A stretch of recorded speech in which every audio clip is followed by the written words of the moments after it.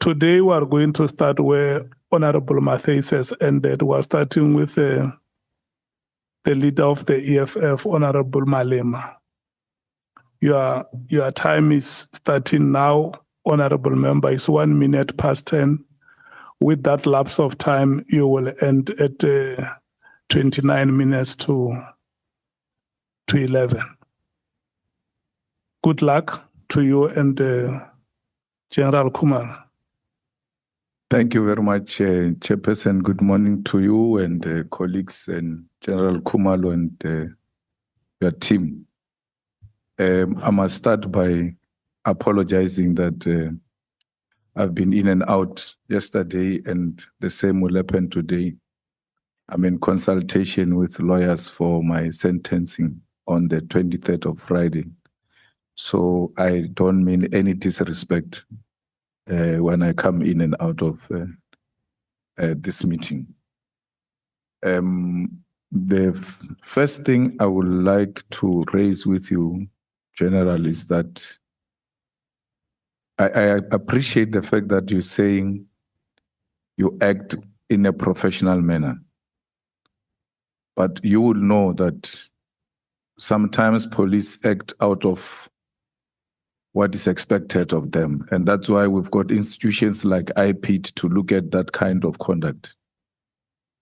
And in a situation of Matlala where he says his children were put on the floor and pointed with a gun, and the wife was assaulted and all of that, you will agree with me that if that happened, that will be wrong. It's an unacceptable conduct that no African child should be subjected to. The fact that the case has not been opened doesn't mean it didn't happen. And I'm not saying it happened, but if it happened, it's something that you should be willing to condemn. And when it was uttered by Matlala, for sure, you would have developed some interest to verify the facts that it really happened in a manner in which Matlala is saying it. General. Thank you. Good morning once again, Honorable Chair, Honorable Member. Indeed, we try by all means to be as professional as possible because we are developing the culture of thorough investigation and developing a culture of engaging whoever the person of interest is. We after the evidence then by Mr. Matlala, indeed one did revisit the reports and then discussions with the operational commander to confirm. But as the Honourable Member is rightfully pointing out, if there are allegations maybe that are beyond our view from the reports that we receive from the team, Mr. Matlala then is allowed to come forward, not to us, but through the structures like IPIT to lay complaint. Thanks, General. When you got arrested at the airport, how did you feel about it, that you get to be subjected to that kind of treatment as a senior police officer? Did you know about it before? And why do you think they treated you the way they did? Because ordinarily, when a person is senior like you, who is not necessarily a fugitive, who you can easily make an appointment with through the lawyer for him to appear, and so on and so forth. What really transpired there? Thank you, Honorable Chair, Honorable Member. It did not feel right. One had to look back at the investment that one has done in his own integrity for the past 34 years.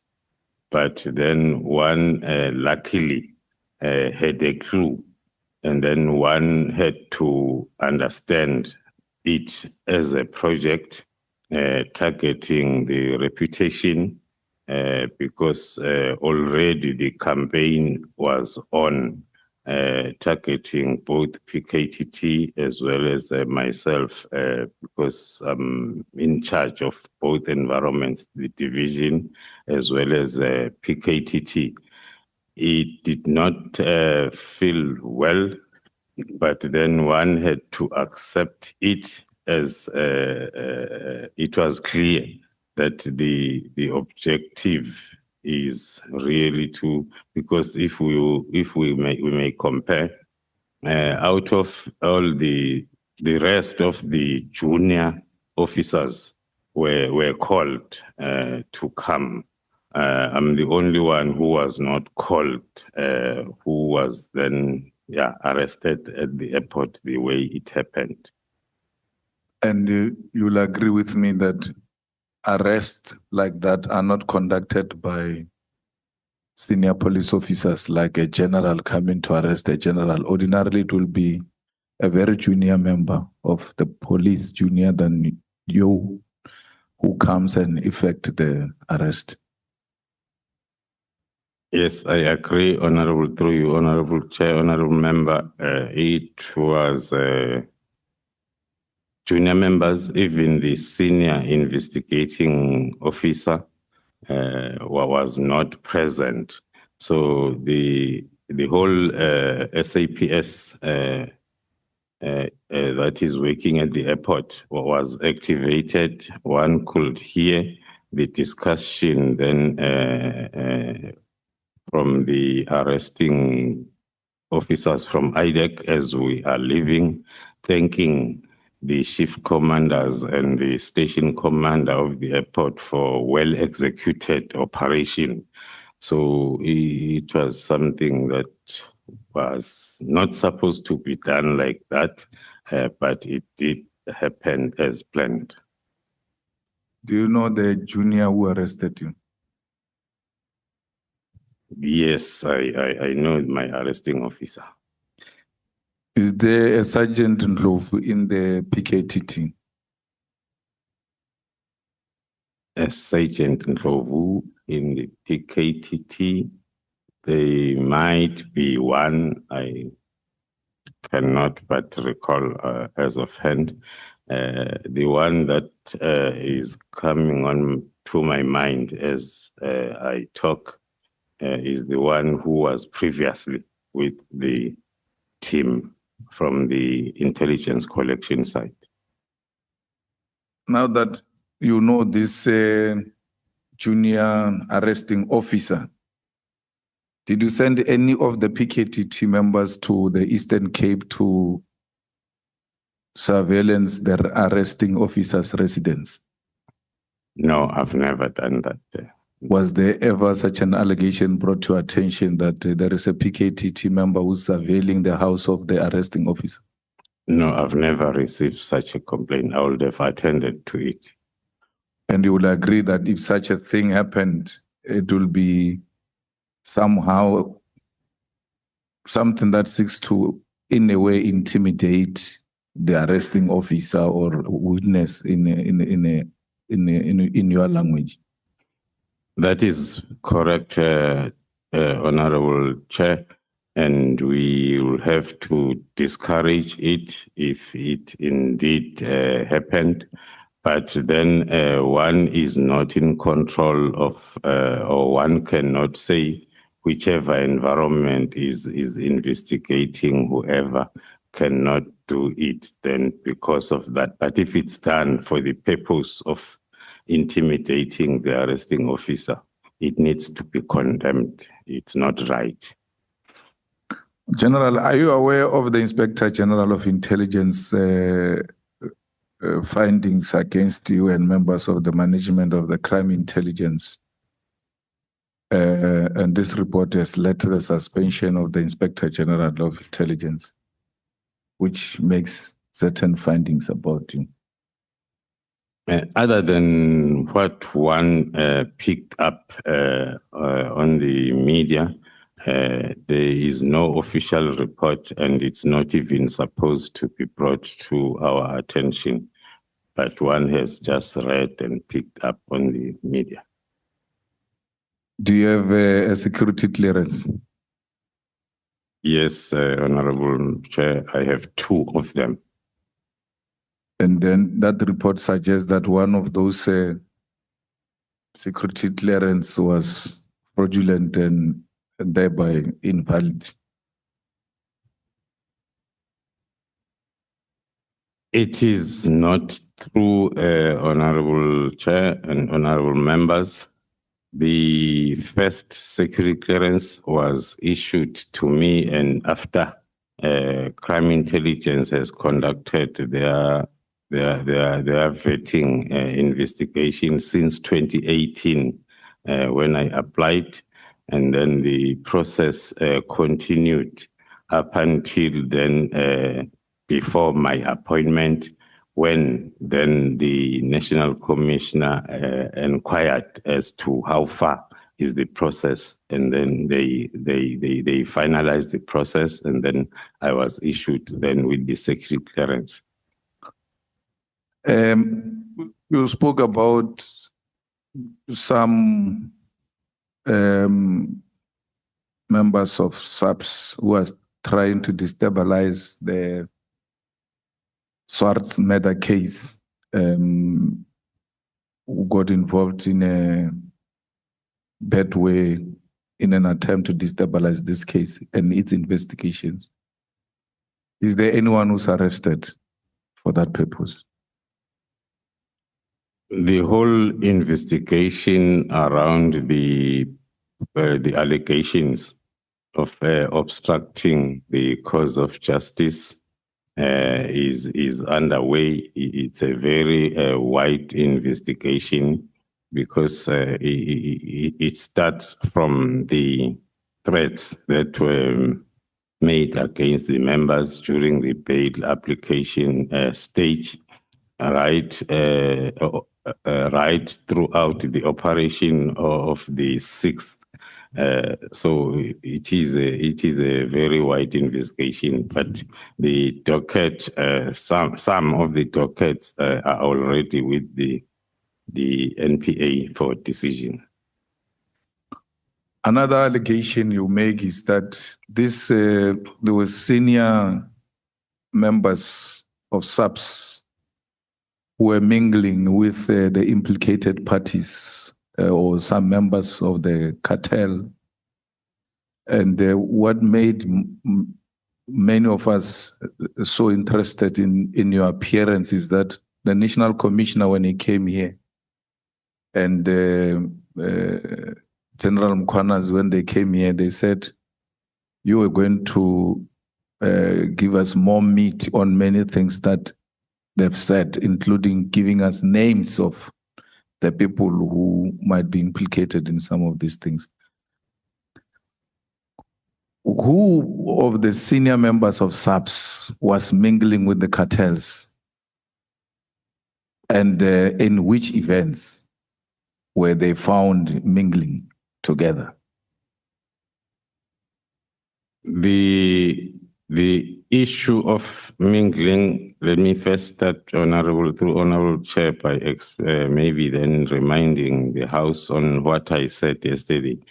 There is a thin blue line between the members of the cartel or any syndicate, and then wanting to paint the picture that they are closer to the high-ranking officials or politicians, and also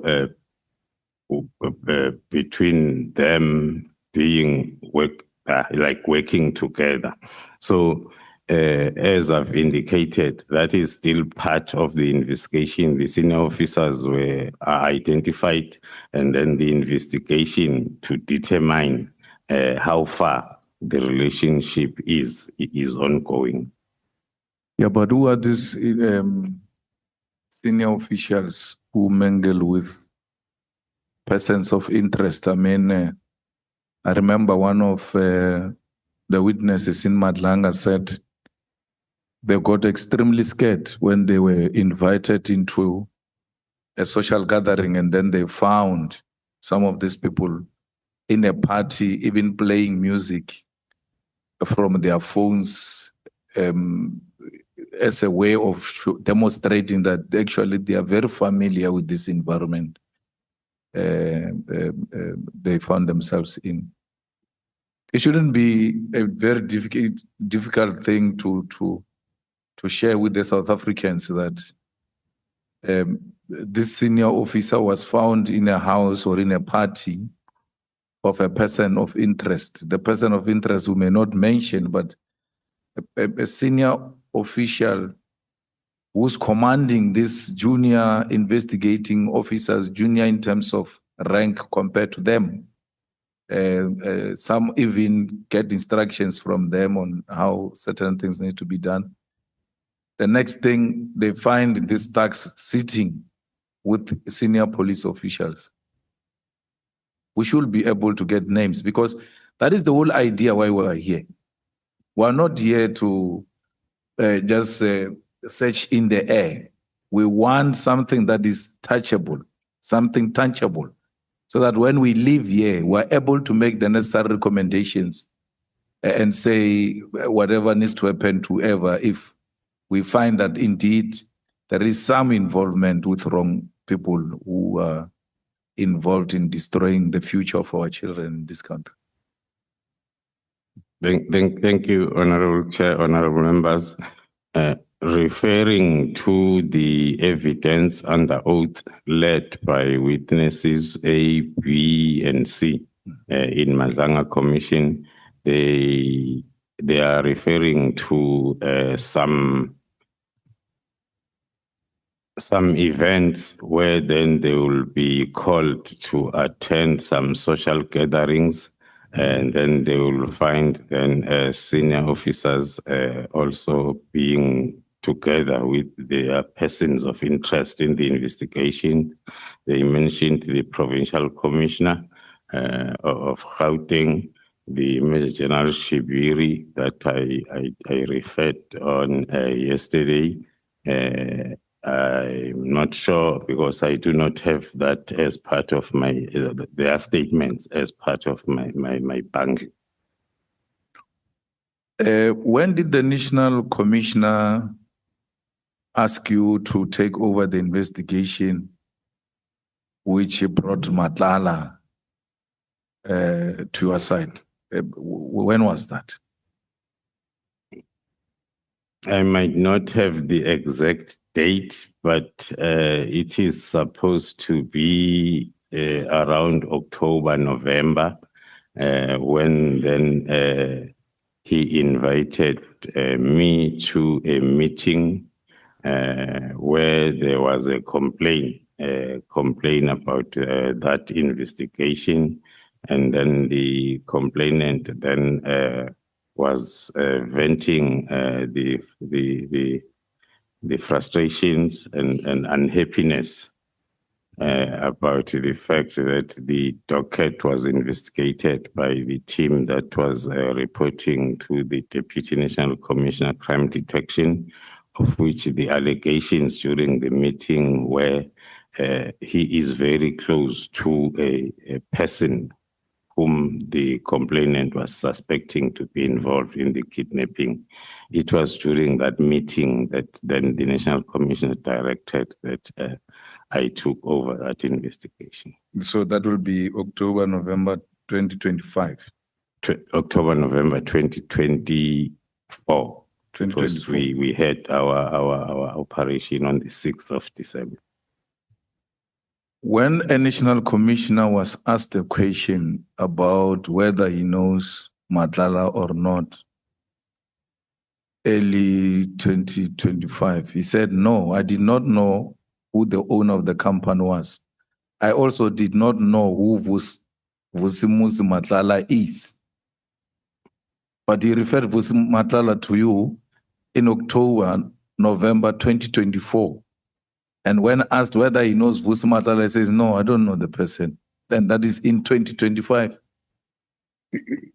Thank you, Honorable Chair. Even myself, I did not know him.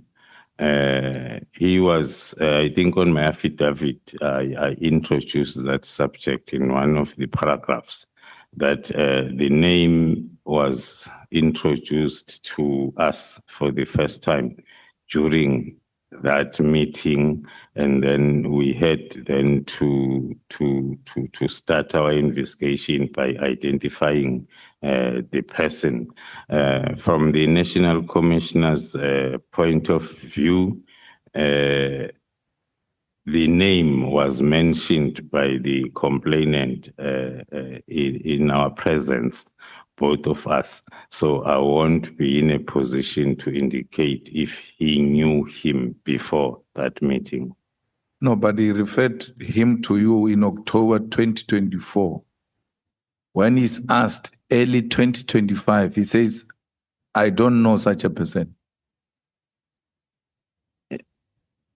Yes, Honorable Chair, as I'm indicating, one cannot be sure whether knowing was in reference to knowing a person physically, so, or knowing that there is a Vusima Kala. The name, as I've mentioned, was mentioned to both of us by the complainant during that meeting. From my side, I can confirm that it was for the first time hearing about the name Vusima Kala. So they referred the matter in relation to the case of Mr. Jerry Bogasho. That is correct, Chair. Yesterday, you spoke about coincidences. You are a head of crime intelligence. You can't speak about coincidences to us, because if you have observed such pattern and you are suspicious that there is something that is fishy here, because this cannot just be coincidences. That's why we are bringing them to our attention. You run an operation on the 6th of December, and then at the same time, a person, Advocate Johnson, writes a letter demanding the dockets. And then you say it's a coincidence. A head of intelligence can't speak like that. You ought to tell us if there was connection between this demanding of the dockets in relation to the cases that were opened by Honorable Adams and the operations of the 6th of December, because the whole intention is to find out if there are senior people in the police, in the NPA, in the judiciary, who are trying by all means to protect these criminals. So when dockets are being demanded, on the same day you're running an operation, and then you are suspicious that this might be used to destabilize this investigation we're busy with.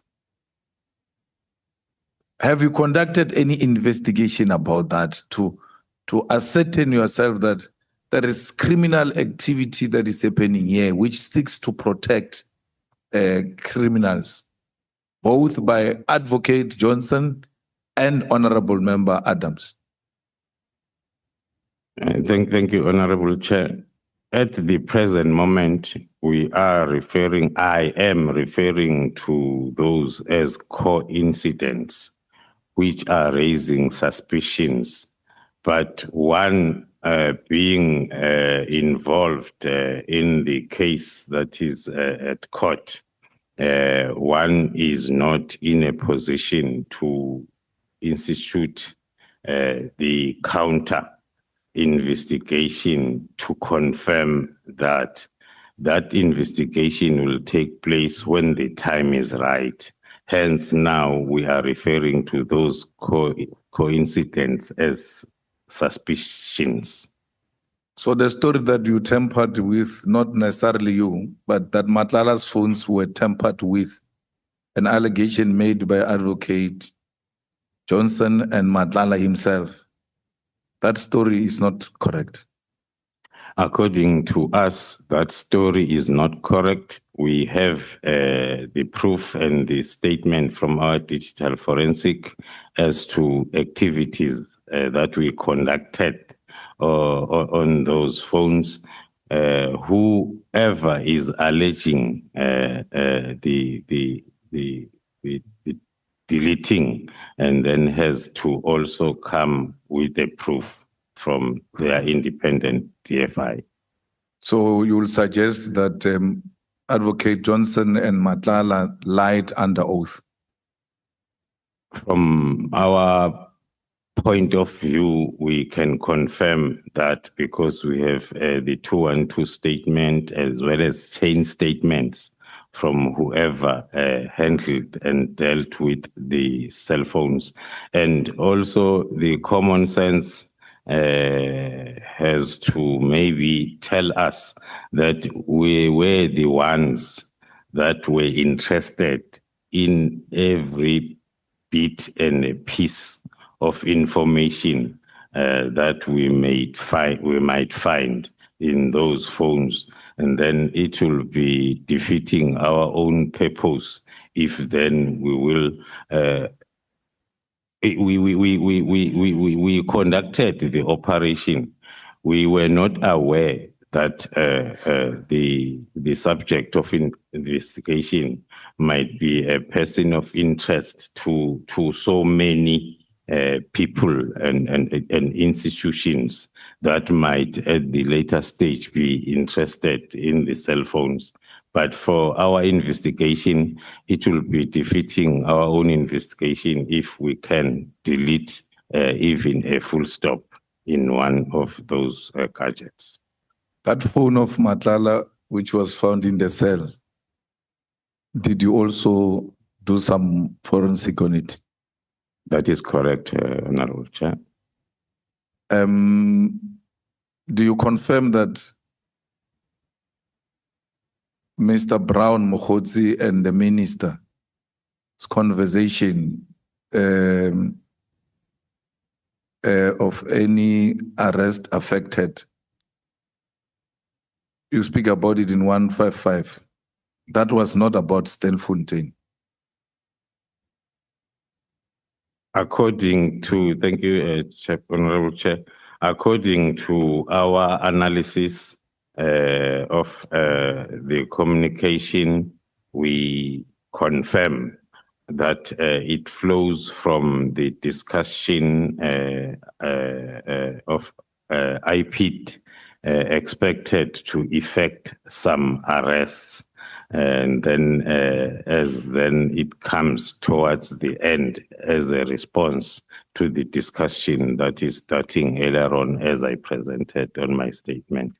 Hence then I concluded in my statement that it cannot be possible that that arrest was related to the Stilfontein issues. So Minister lied under oath that he was talking about Stilfontein? Unless then they can be a proof like we are producing in the form of that communication and interaction and responses. So do you confirm that there are journalists who are also involved in this kind of activities to protect these cartels? We have identified some that we believe that they might be part of the communication department of the cartel, and then the investigation is still ongoing on that part. In your own opinion, the disbandment of PKTT was to protect the cartels? Up to so far, we are convinced, based on the reasons that are contained in my statement, that before the first takedown on the 6th of December, one had never received any complaint or any issue, negative issue, around the PKTT.